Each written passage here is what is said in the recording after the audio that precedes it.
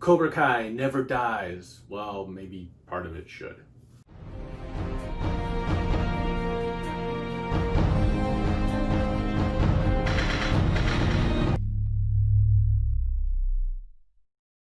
Welcome to Star Joes. I'm your host Ryan. Today we're going to be talking about Cobra Kai #1 from IDW.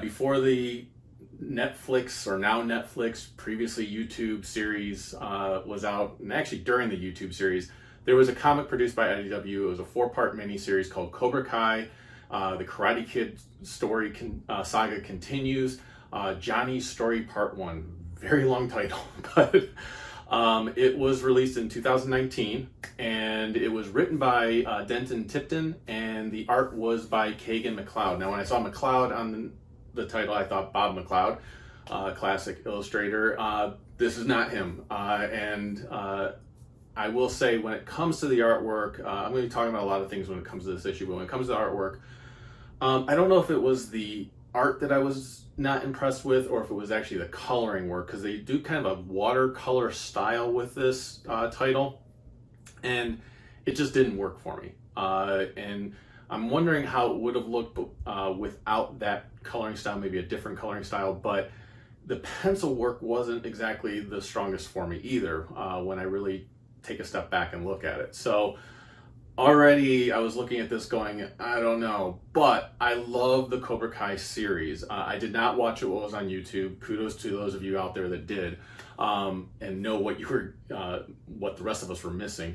But yeah, love the Netflix series. I binge watched the first 2 seasons. The 2 seasons are out there within probably just a few days.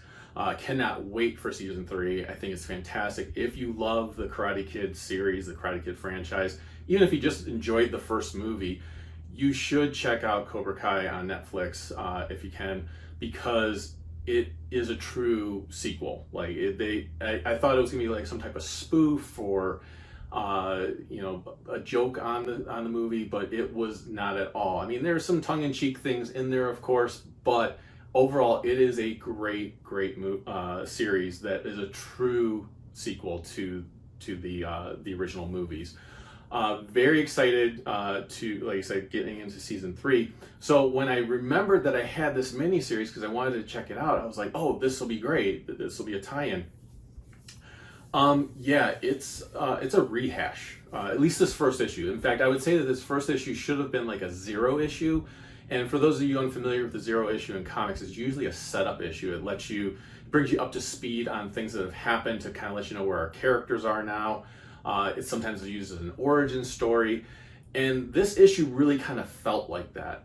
We really don't get much as far as an original storyline. Now, maybe the writer was actually constricted by the fact that this series was out there and didn't know where they were going to go with it, so therefore couldn't tell too much. But like I said, it just felt like a rehash of everything we knew.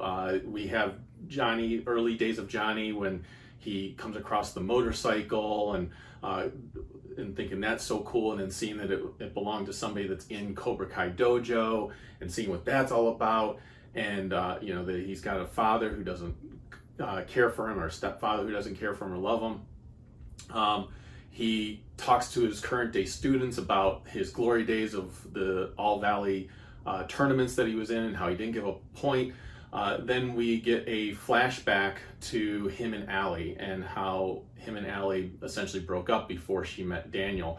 So those couple pages there was really the only type of new material that we got, because I don't remember seeing that in the Netflix series, where what actually caused them to break up. We knew that they did break up. We knew that he did something to cause her to go away, but we never really got to see kind of how they got together and how they broke up. And we really only get, like I said, a couple pages, 2-3 pages of that in this issue.